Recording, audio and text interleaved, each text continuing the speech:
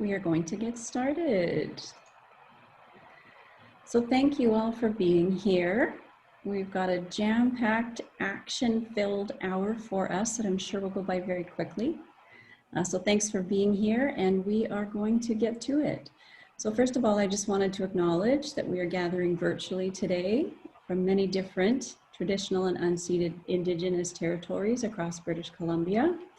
And we'd like to thank our hosts for the beautiful land we get to work, live, and play on. And today we are very fortunate to be working and collaborating with all of you. So thank you for being here. If you haven't met us before, a quick introduction. My name is Lisa, and I'm the program manager and teacher consultant for POPEY. And I'm co-presenting today with my lovely colleague, Jen Kelly. And this is a screenshot of our website, poppy.ca. If you haven't been there already, you can get the e-handout and the print handout from today's session there, along with some other resources we'll be talking about today through the session.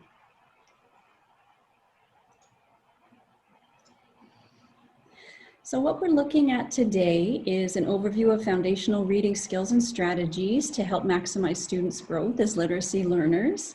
And how we're going to do that is through 3 different ways. So a little bit of the theory, so some of the best practice research as to the why we're doing what we're doing with our students to support them in reading, and then some time for practice for us to do some modeling and demonstrations, and then giving you chances to engage, reflect, chat, and share with your colleagues. So making it about the how we do it, as well as making you central to this learning experience as well. So if you got our pre-workshop email that we sent out yesterday afternoon, hopefully you had a chance to check out the handouts and see that there's a resource package we were hoping you could print. If you did, that's wonderful. If you didn't, that is okay. We're going to use that resource package handout icon on any of the pages that are in that package. So if you didn't get it or didn't get a chance to print it, you can always take a picture of those slides. It's just a few of them through the session, because you'll be needing those when you go into your breakout rooms in small groups, and you're not going to be seeing our slides at that time. So it's a good little cheat to have the information you need for those group conversations. So we always like to start off with an analogy, and we really love this one about thinking how GPS has transformed navigation in the last 15 years or so. Now we all have a smartphone in our pocket, and we can use Google Maps to get us pretty much anywhere. But we like how that fits with the journey we need to support our learners on. So when we look at how GPS supports us, it gives us that just-in-time individualized feedback, progress monitoring, course corrections. It gives us choices and options, some multiple routes based on our preferences, and pretty much 99% of the time they're accurate in getting us where we need to go. So if I'm driving somewhere, if I fly into Dawson Creek to do a workshop and I get my rental car and I'm driving along and the first turn I take out of the airport is the wrong turn and I'm going the wrong way, if I get the feedback just in time that I've made one wrong turn and I need to turn around, I'm going to be able to course correct and get back on track quite easily. But if I don't figure out I've made a wrong turn until I've gone 5 more minutes down the road, I'm probably going to be hopelessly lost. So that's a powerful analogy, thinking about what we need to put in place, so supports for our students as we help them navigate their learning journeys. So the importance of that just-in-time support, feedback, course corrections, and that variety of choices and options based on their preferences and their strengths as learners. So starting out with a few slides, a really quick overview. We'll spend less than 5 minutes looking at some of this research on reading, and it's available to you in the e-handout if you want to refer back to it or dive deep into any aspect of it. But this talks us through the stages, the developmental stages of reading from emergent, early to fluent readers, and the behaviors and the skills we're hoping to see for the students as they progress in their learning journey. As we all know, we don't have all of our kids in the same place at any one time in any of the grades, so it's sort of a scatter plot. We could plot our classrooms out over these 3 levels, and we see kids in intermediate still working through these levels as well. So we want to think about how we can repeatedly provide the modeling and the demonstration and the instruction and the support to navigate kids so all of them are moving forward on that learning continuum, so that as we progress through the year and the months, that they're moving forward and strengthening their literacy skills between September and June. And if we think about ourselves as readers, as adults, we get wonderful luxury of choice, getting to choose what we want to read, reading for different reasons. Sometimes on the weekends, summer break, we might have opportunities to read for a long time.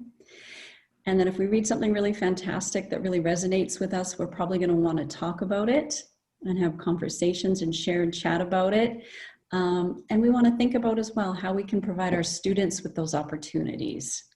So giving them choice, understanding there are different purposes for reading, opportunity and time, and scaffolding supports for them to model and demonstrate what thoughtful conversation looks like, and getting them to start to learn how to share their insights and their thinking as they respond to different forms of text, fiction and nonfiction, and then writing that they've done themselves.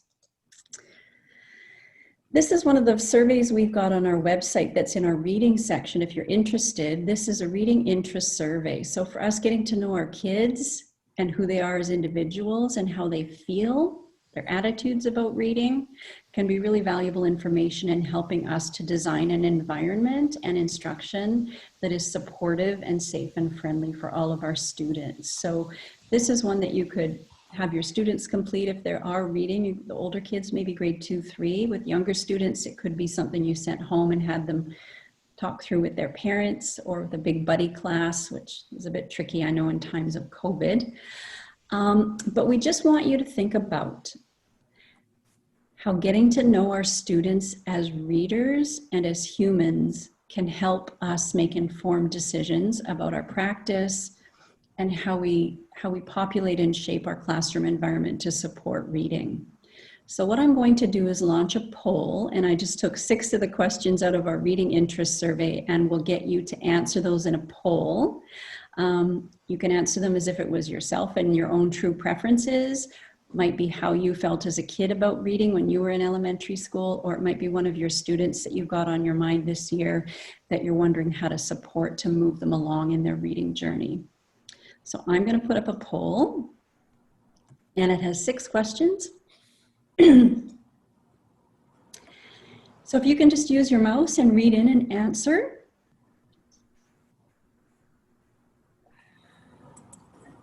And you can scroll through. Pardon me.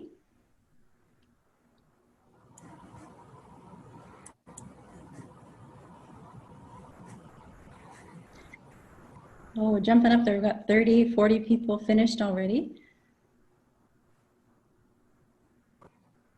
So I'll just leave it open for another 30 seconds or so.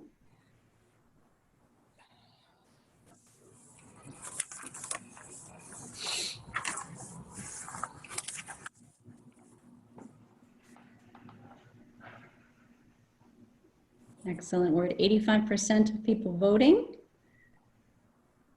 Another 10 seconds before I close the poll. So last chance to get your vote in there and share your preferences. I couldn't submit it, sorry. Oh, that's okay. I did it, but cannot submit. I don't know what I should do. Okay. Well, we're at 91% of you voted, so I'm going to end the poll there. And then we'll share the results.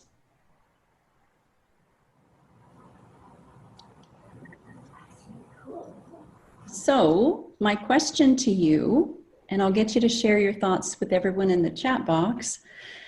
So how can these answers, if this was your classroom, how could this information help you inform your decisions about instruction, how you might group your students, how you might populate your classroom library, what read alouds you might choose to read, other things like that. So what does this let you know about your students?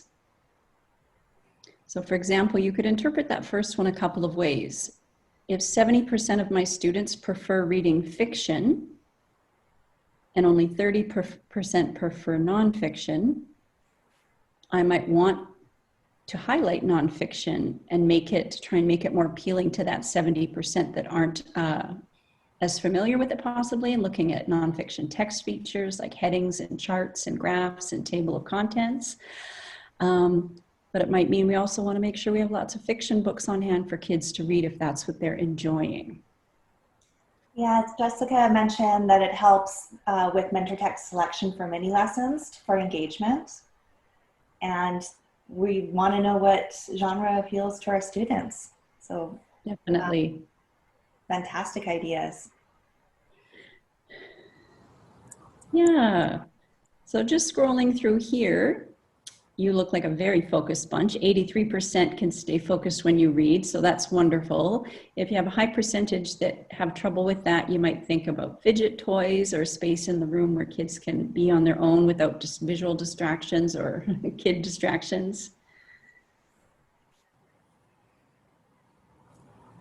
And I know we find even with high school students, they really always respond that they enjoy having someone read to them, even in high school. So if that reinforces the power of a read aloud every day, then that might help you reconsider that if that's not something that's part of your regular routine every day. Or perhaps changing up the environment. That came up a few times in the chat box. Yes, yep. Yeah, and topics that kids are excited about. If you have a reluctant reader or someone who's struggling, but you know that they're really into dinosaurs, the right dinosaur book might be just the thing to hook them in and be a transformative experience for them as a reader to really connect with the text for the first time because they're connected to the subject. Rocket science. All right. So reading fits in our larger comprehensive literacy framework. And you see here, these are our building blocks of literacy.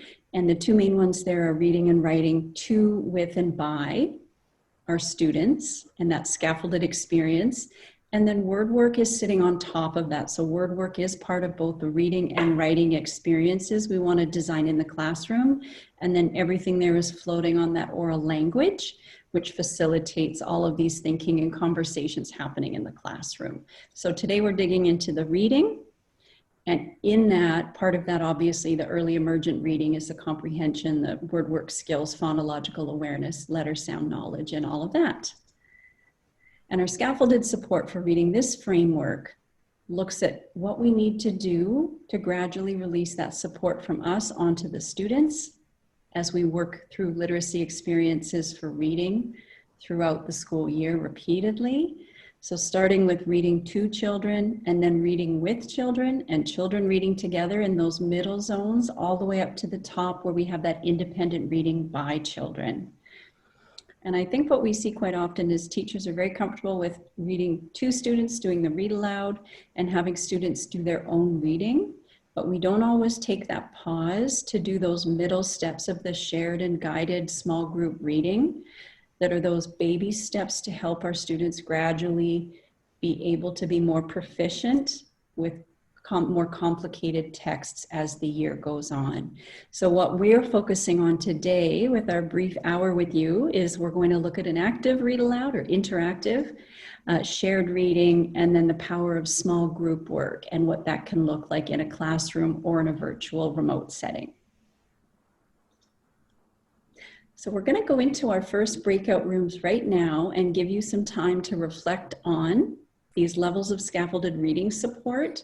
So looking at these two, the red block and then the spiral. And the questions that we'll have you focus on are, what scaffolded supports are regular parts of your reading instruction? And is there one level of support you could offer more of to students? So if you don't have the handout or you don't have the print handout available to you, this is the slide you want to take a picture of with your phone if you can. So you've got this red block, the words on the red block, and the scaffolded spiral there handy for when you head into your breakout rooms. And let's see. We're going to put you into groups of about 4 or 5. And then have you do a quick introduction, and then you can share and reflect on your own practice and what this looks like in your classroom. and share your thoughts and ideas and wonderings with each other, and maybe share strategies for how you work this into your routines and manage it.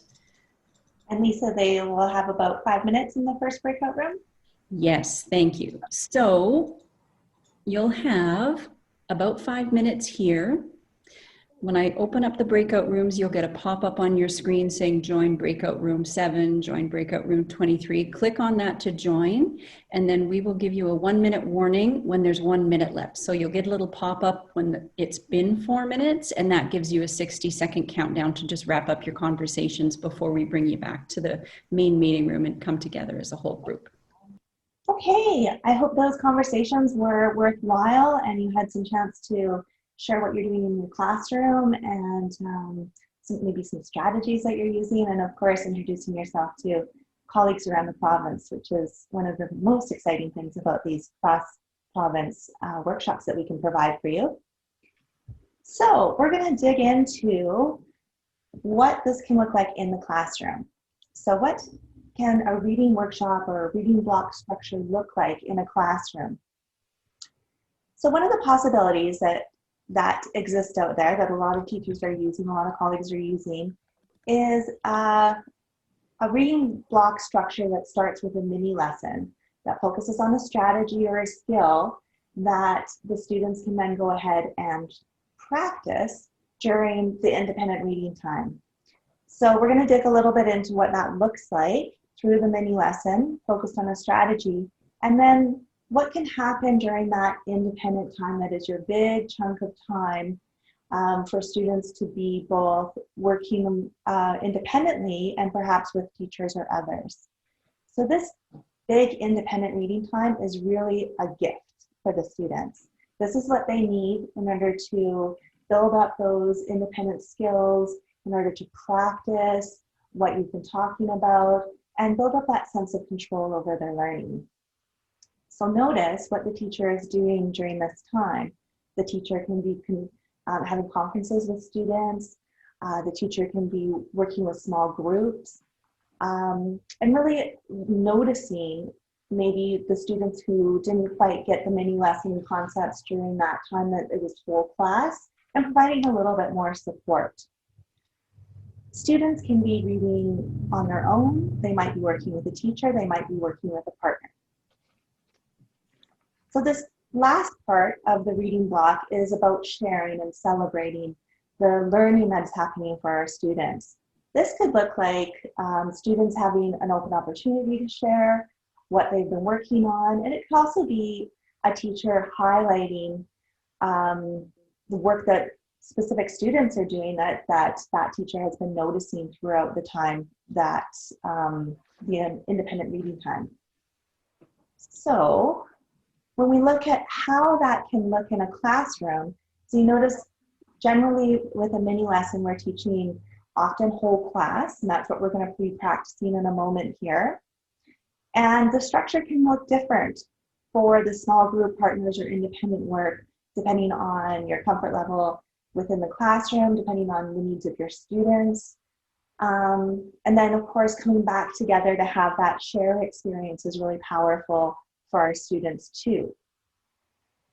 So this is really, as I mentioned, like the gift of time with that independent reading time. This is a time that students are really focused on comprehension, so developing those comprehension skills, but also a lot of the practice of delving deep into text and making sense of it. And then of course our foundational skills. This is a time where we can be connecting with our students, allowing them to expand their vocabulary, perhaps word work during this time, perhaps fluency. So we're also going to see an example of that later on too. That little mini lesson part at the beginning of the reading block can be very quick. As you can see here with this format, we're looking at about 10 minutes of time that we're working as a whole class. This is a really quick time for us to, as educators, to model or demonstrate a strategy or a skill that we want our students to practice. But then it's also a time during the active engagement part where students can try that out within a guided practice before they are expected or anticipated to try it out independently. So it's a really great use of that scaffolding spiral that Lisa shared with you a few moments ago, where you can see how that scaffolding support is a gradual release of responsibility for our students to then go into working independently in that big chunk of time. Okay, so if you've been to a POPEY workshop before, you probably know that we often put you in the role of a student through an interactive part of our workshop so that you can see what it's like to be part of, in the role of the student and notice different things from a different perspective. So you're getting ready to be in that role for this next little bit. So this is an example of what that whole class mini lesson can look like. So for this focus, we're going to take a look at word families and how word families can impact students' independence and control over the language.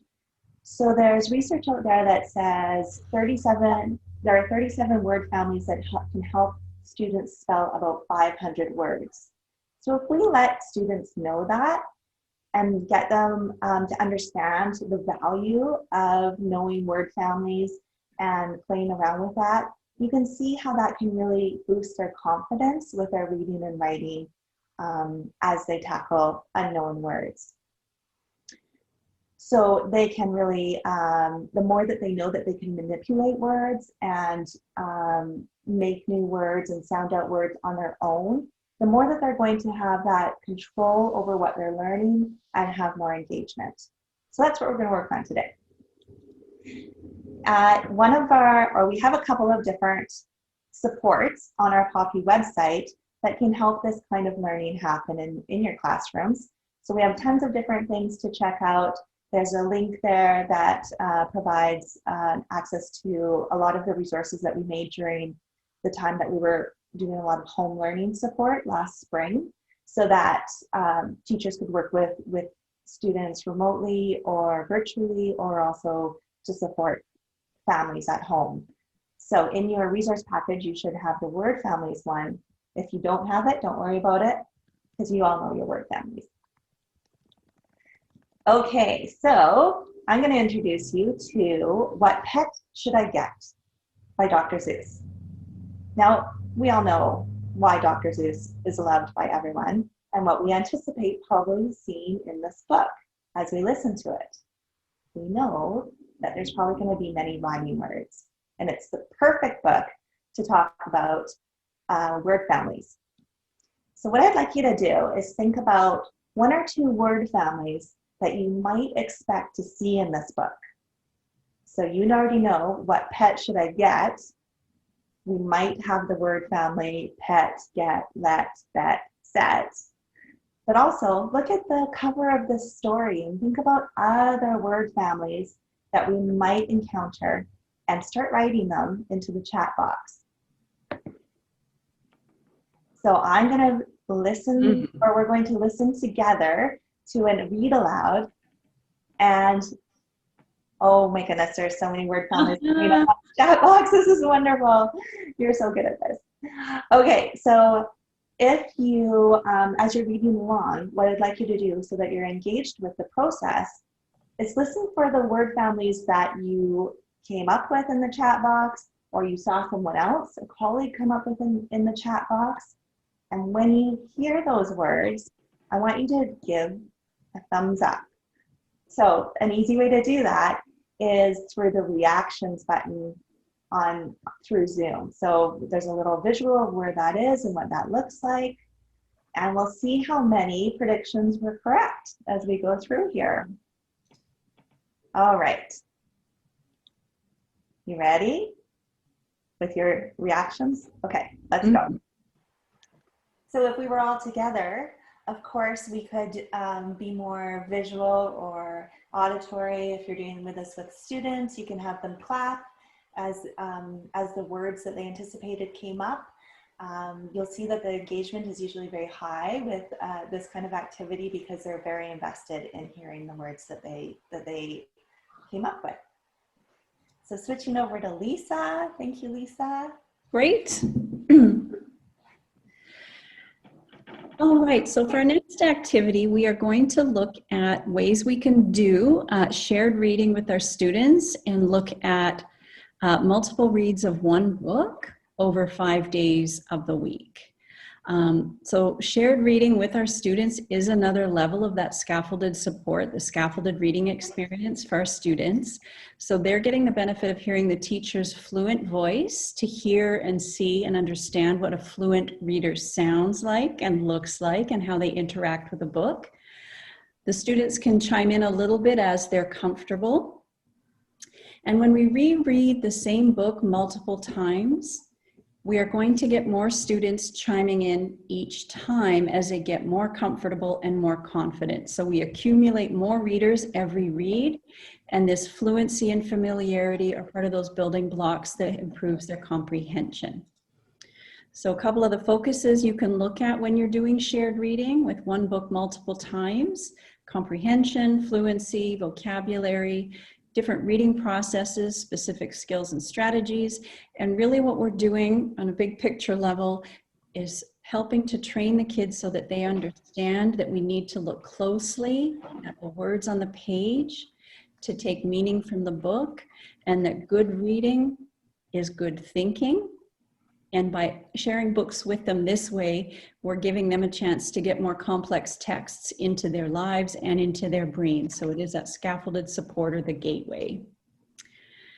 This comes out of, this 5-day plan for shared reading comes out of the Reading and Writing Project at Columbia University, so Teachers College. And this is Lucy Calkins and her team who've done really wonderful work with units of study in reading and writing and phonics.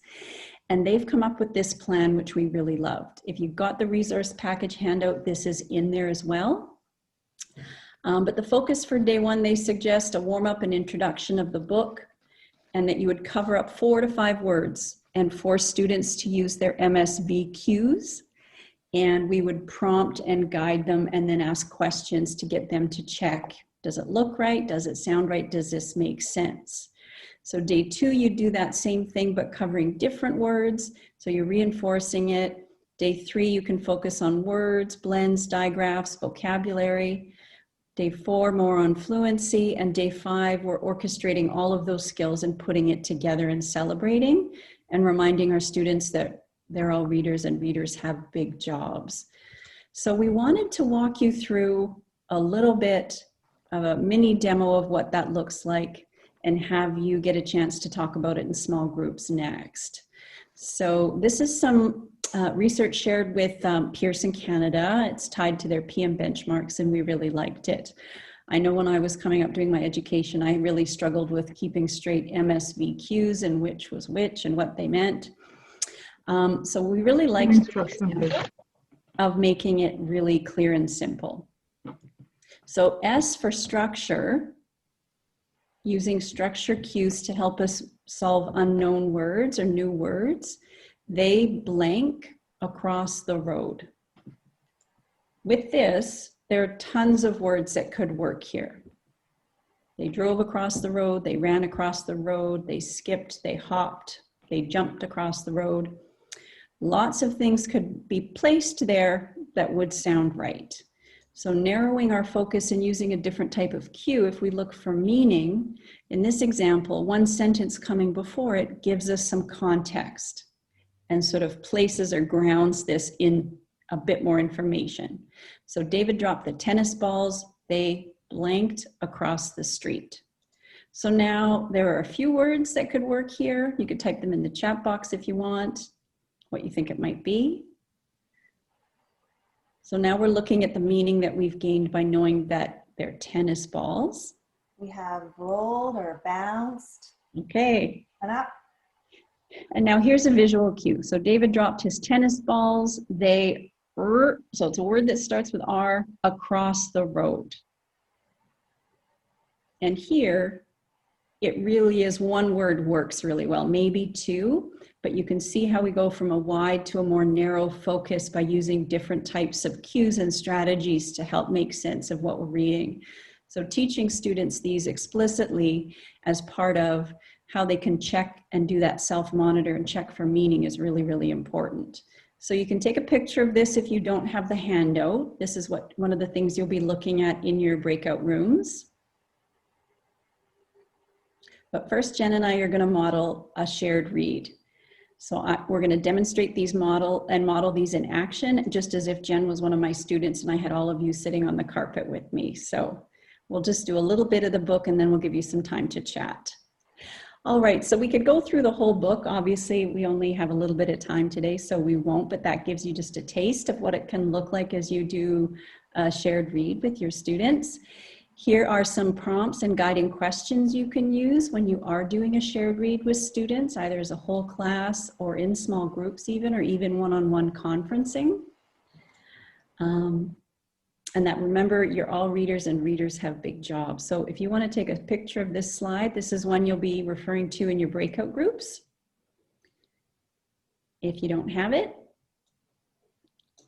And I'm going to send you, let's see, we're going to close these. There we go. So we're going to send you back into the breakout rooms. Let me just show you the slide. So looking at that differentiating between MSV cues and then moving beyond sounded out, chatting about those concepts and ideas with your group. How can those resources on those two slides help support beginning readers in shared reading activities? We may not have time to get here, but if you want to come up with your own series of words with a missing word in it, a series of sentences, like the one about the tennis balls rolling across the road, you can. We've got another example here as a model for you or a sample. So just a time to chat about these with your group and see if you can come up with your own and how you might explicitly talk to your kids and explain these different type of cues and how they can help them make meaning and check for meaning and understanding as they're reading. So put y'all in your breakout rooms again, and we'll give you 5 minutes and you'll get a 1-minute warning after 4 minutes. Great, excellent. Thank you for coming back. And we're going to head into our last activity that we're going to take a look at. So we really looked at that whole class mini lesson, what it can look like. Now we're going to look at reading with children in small groups so that you can have an idea of what that can look like in 2 different examples, both a classroom example and an online example. So what I'd like to point out here is the role of the educator during a small group reading lesson. During the small group reading lesson, the educator is involved in conversation and supporting problem solving, not doing the problem solving. Our students are doing the heavy lifting during this time. So they should be doing the problem solving and with support from the teacher. And what that actually can look like in terms of activities is the educator can select books for the students at their instructional level, or allow the students to select books at the instructional level that are focused on their interests, and providing new strategies. You'll see that in the examples that we share with you today, and observing, noticing our students as they are reading new text. Like Lisa mentioned at the beginning of our time together today, that analogy of the GPS system, this is really where our educators can notice that just-in-time support that is needed before there's too many wrong turns that lead to frustration. So students are reading the entire text by themselves and practicing. This is their time to practice, and teachers are supporting that practice. So we're going to take a look at a grade 2 class. This is from Teachers College in Columbia University.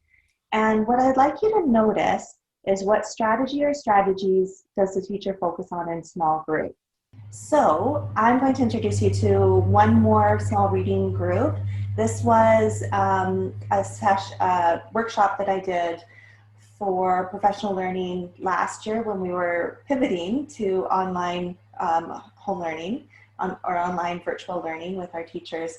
So it involves what that can look like online with a small group. And due to privacy reasons, I recorded the session with 2 colleagues so that you could see the progression of it. So continue to notice and look for what strategies the teacher focuses on in this small group.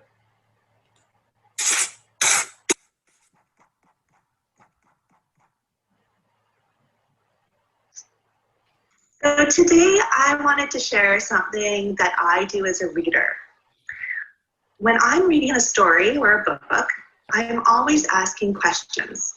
I'm always wondering about what's going to happen in the story, or I'm wondering about the characters.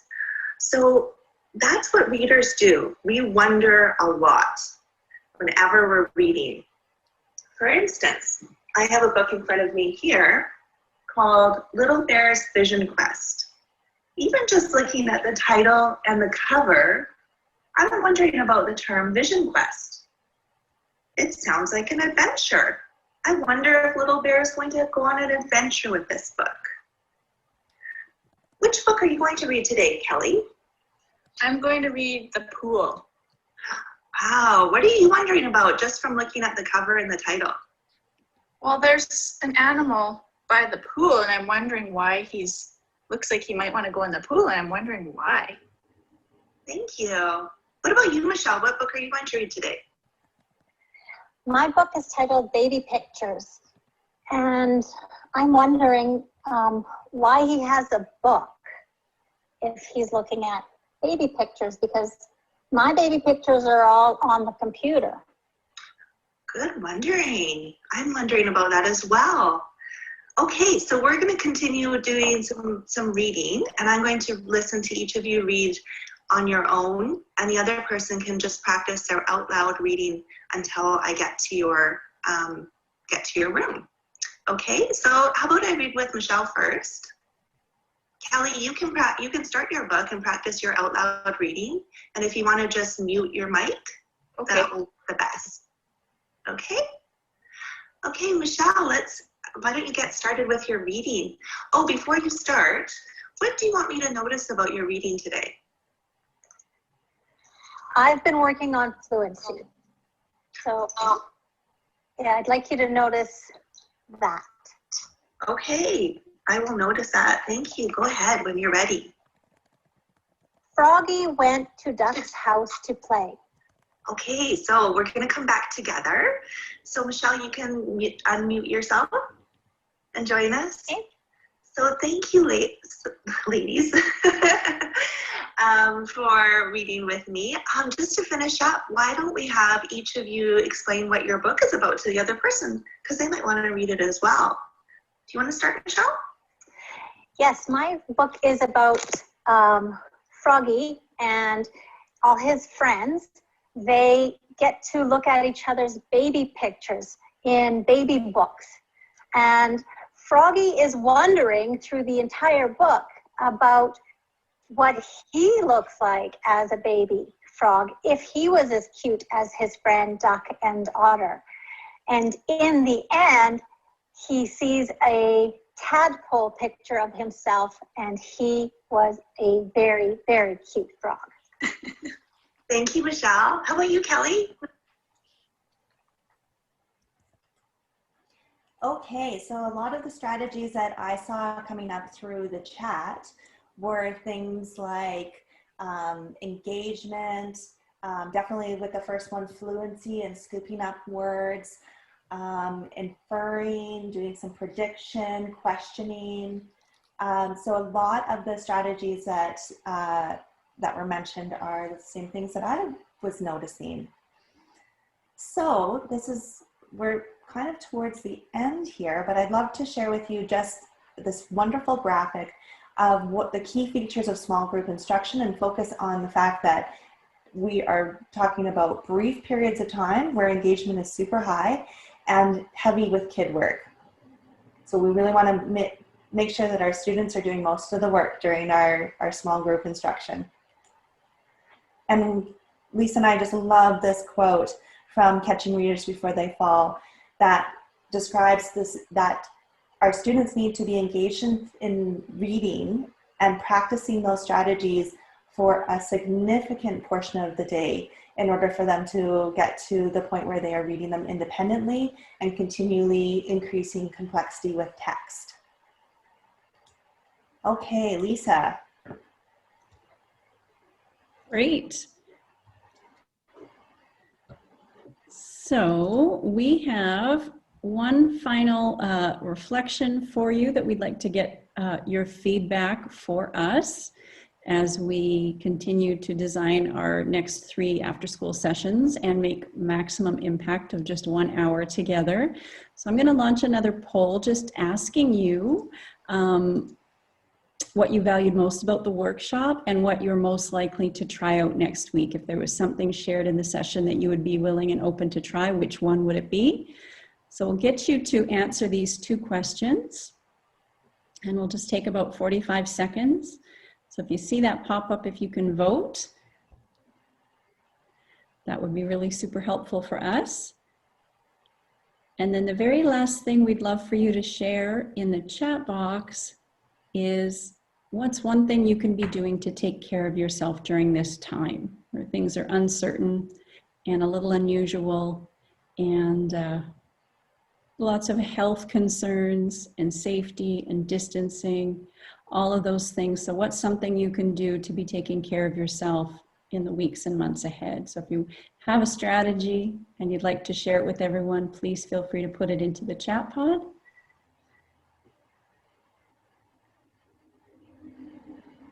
And I'm going to end that there. We're at 90%, 92% of you have voted. Thank you so much for sharing that feedback with us. We really appreciate it. I'll show you the results. That's wonderful. My fancy graphic. And do we have people sharing in the chat, Jen? Yes, lots of discussion about going outside, having family time, doing activities that we love, getting lots of sleep, leaving work at 4:30, those sorts of things. So yeah, good job, everyone. Thanks for sharing this. Taking advantage of it while the sun's still shining. So here's our contact info, and please get in touch if you're looking for additional resources or if you have questions. You can get to the e-handout for the session on our website. If you click on poppy.ca and then that professional learning, the little watering can, and then there's a link to our e-handouts. We do also have on our home learning section, if you click on the sun, we've got lots of printables, alphabet charts, blends and diagraphs, vowel teams, feeling charts that you can use with your students to support early and emergent reading and word work. And more recently this spring, we populated our YouTube channel with little demonstration videos like what we modeled here with you today for different elements of word work and word solving that help beginning readers and writers. So those are available too as well.